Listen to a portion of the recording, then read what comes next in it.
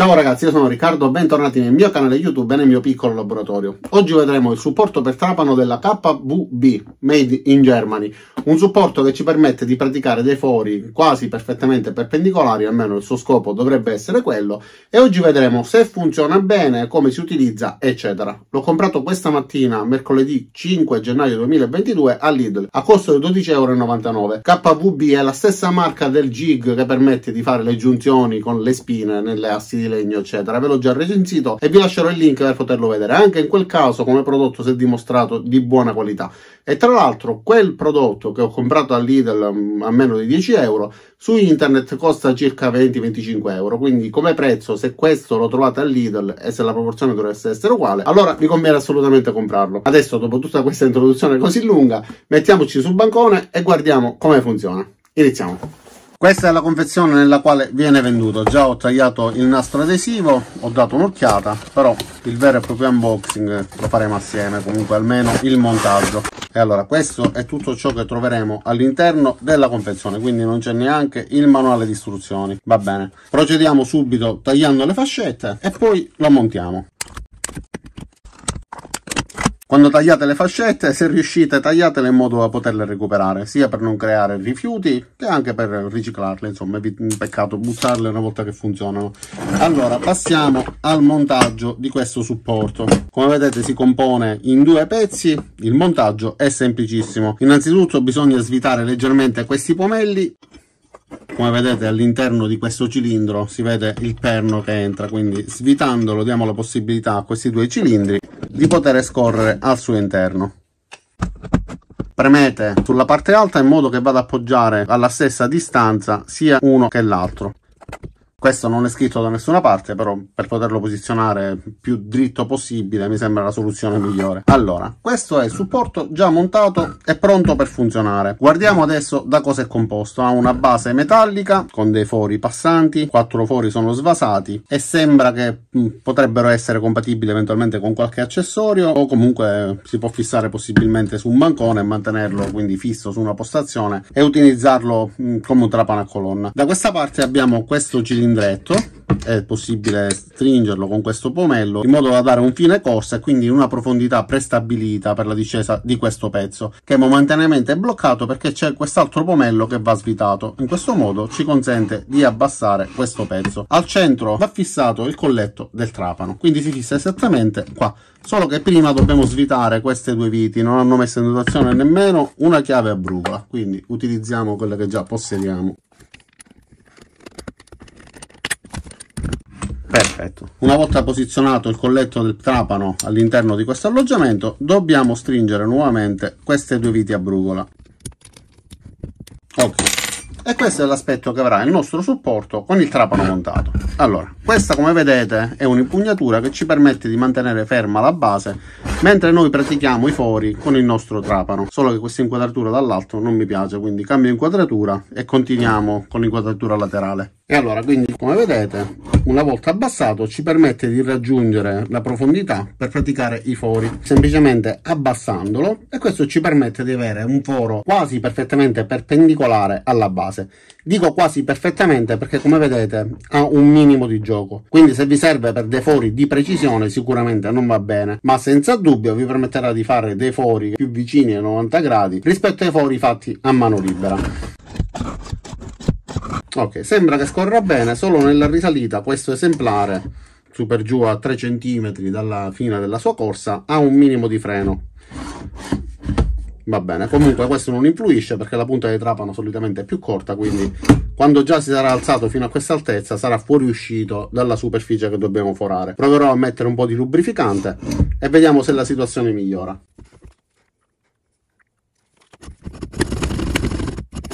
Decisamente no. Va bene, si ferma sempre alla stessa altezza. Allora, guardiamo ora qualche altro dettaglio. Questo abbiamo detto che è un dado che ci permette di avere un fine corsa, perché se noi volessimo forare per esempio fino a questa profondità Potremmo stringerlo per esempio a questa altezza e il nostro trapano si fermerà sempre a questa altezza, in modo da permetterci una ripetibilità dei fori che abbiano sempre la stessa profondità. L'impugnatura è avvitata su un foro da questa parte, lo stesso foro lo troviamo anche dalla parte opposta, quindi è possibile montarlo sia a destra che a sinistra. Allora guardiamo anche la base. Come potete osservare ha questa forma con questa scomutura particolare che serve per praticare dei fori sui pezzi cilindrici. Quindi ad esempio questo tubo posizionato qua al centro riusciremmo a forarlo senza alcun problema, semplicemente abbassando il trapano e andando con la punta al centro dello stesso cilindro. Però mi sono accorto di un dettaglio: mentre cambiavo la posizione del trapano ho allentato queste due viti che permettono di stringere il colletto del trapano e mi sono accorto che adesso il supporto scorre perfettamente, quindi non è necessario stringere fortissimo. Io avevo esagerato col serraggio e in qualche modo aveva influito sullo scorrimento, invece in questo modo va benissimo. Ho provato a stringere ulteriormente e si blocca, quindi questo è un serraggio sufficiente. Il trapano rimane fermo sulla sua sede, quindi non serve assolutamente stringere in modo eccessivo. Adesso proviamo a praticare un foro, poco, quanto basta semplicemente per fare questo esempio, su questo tubo.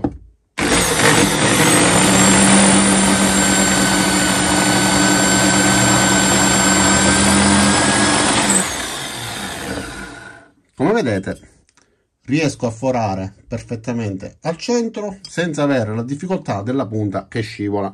Però voglio fare una prova, non è scritto da nessuna parte, ma ipotizzo che possa andare bene anche un esperimento che voglio fare. Allora, questa è stretta, togliamo la base e voglio provare ad inserirla al contrario. È semplicemente un esperimento e ipotizzo che questo possa andare bene ed essere utilissimo quando si praticano i fori sulle strutture già esistenti, perché possiamo posizionare il pezzo al centro quando dobbiamo fare qualcosa che va montato su una struttura, ma se abbiamo una struttura composta da questo tipo di tubi e dobbiamo forarlo anche manualmente, penso che in questo modo sì, decisamente. Quindi se questo fosse un pezzo, un componente di una struttura e volessimo forarla, sia che si trovi in verticale, orizzontale eccetera, potremmo mantenerlo da questa impugnatura e praticare il foro in questo modo.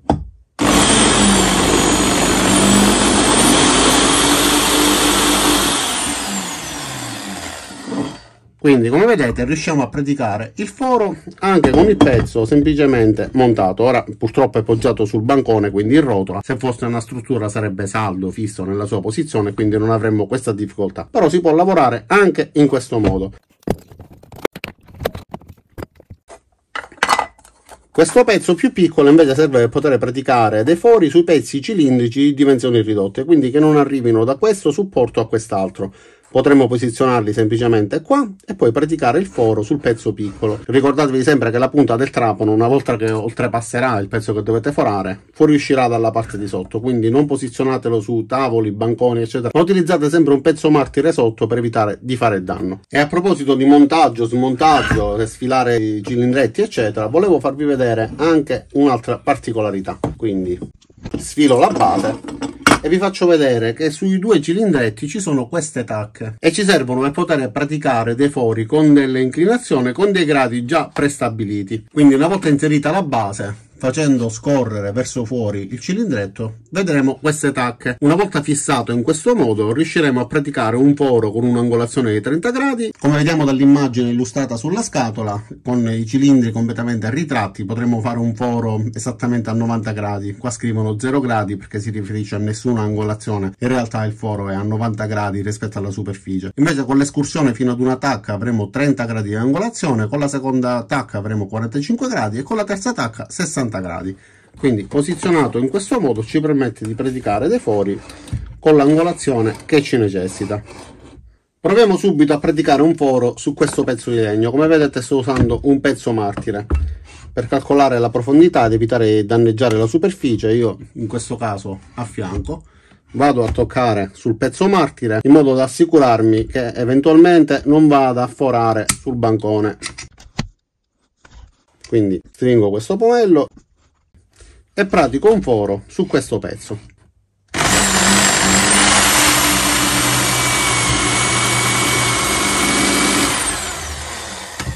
Ok, sembra abbastanza pratico da utilizzare.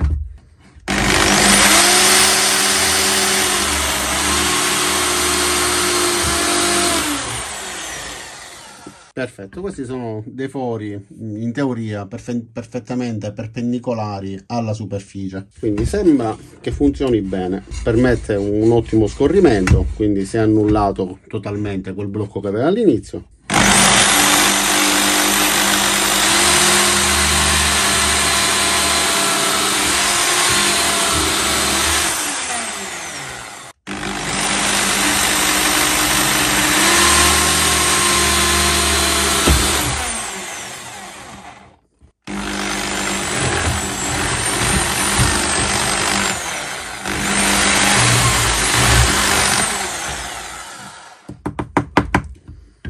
E nel caso in cui dovessi fare qualche lavoro per fare un tenone mortasa, in teoria potrei anche azzardare a fare una traccia iniziale e poi eventualmente con uno scalpello praticare una forma quasi perfetta. Vabbè, diciamo che alla fine, per essere il primo tentativo, sembra che funzioni bene. Allora, adesso voglio fare una prova per vedere quanto ci avviciniamo ai 90 gradi. Sono consapevole del fatto che non è un trapano a colonna, che è semplicemente un accessorio da 12 euro, però dovrebbe permetterci di fare dei fori dritti, quindi anche se non sono 90 gradi, perché come vedete comunque c'è un po' di gioco nella punta, ma ci avviciniamo a quell'angolazione, potrebbe essere buono. Vediamo di quanto.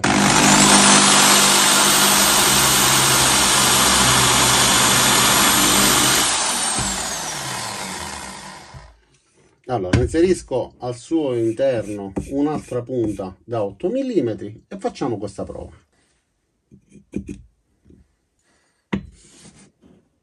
Da questa parte è praticamente perfetto.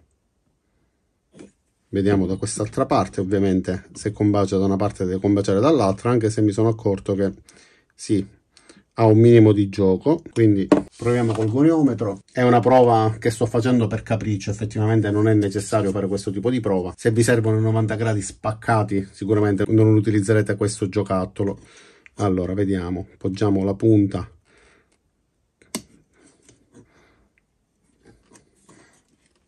Non è semplicissimo perché è cilindrica.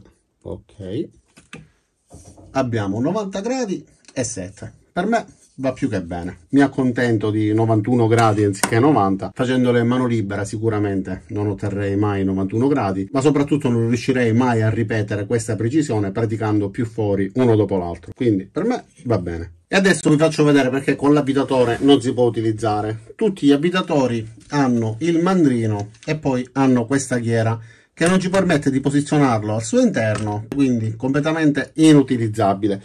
Eventualmente si può provare a fare un altro tipo di lavoro con questo tipo di utensile che è diverso.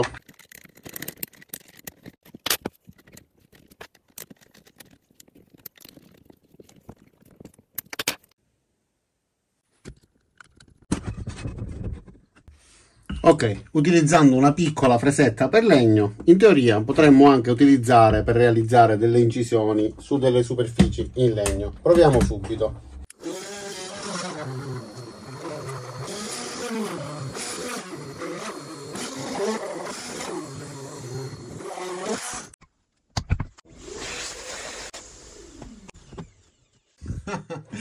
Quindi, come vedete, in teoria si potrebbe anche utilizzare per fare anche delle incisioni sulle superfici, come se fosse una sorta di fresa.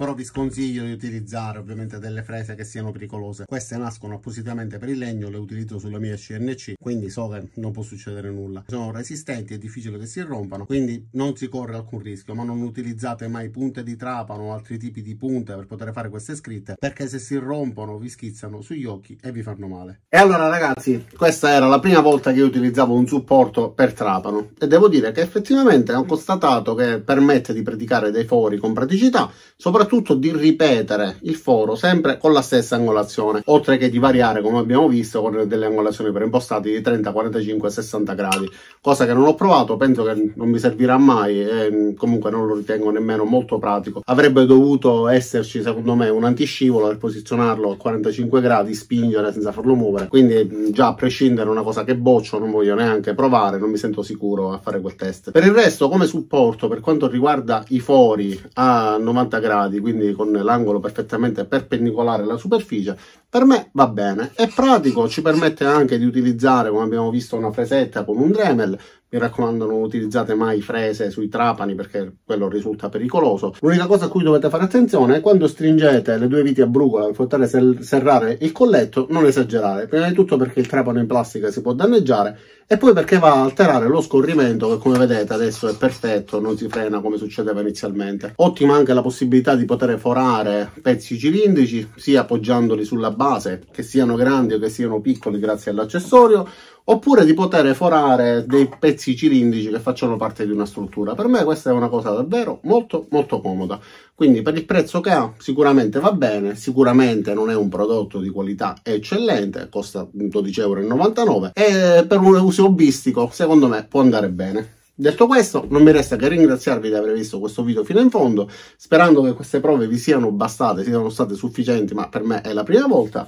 Vi invito ad iscrivervi al mio canale, mettere mi piace al video, cliccare sulla campanella qua giù per attivare le notifiche e ci vediamo ai miei prossimi caricamenti. Ciao da Riccardo e a presto!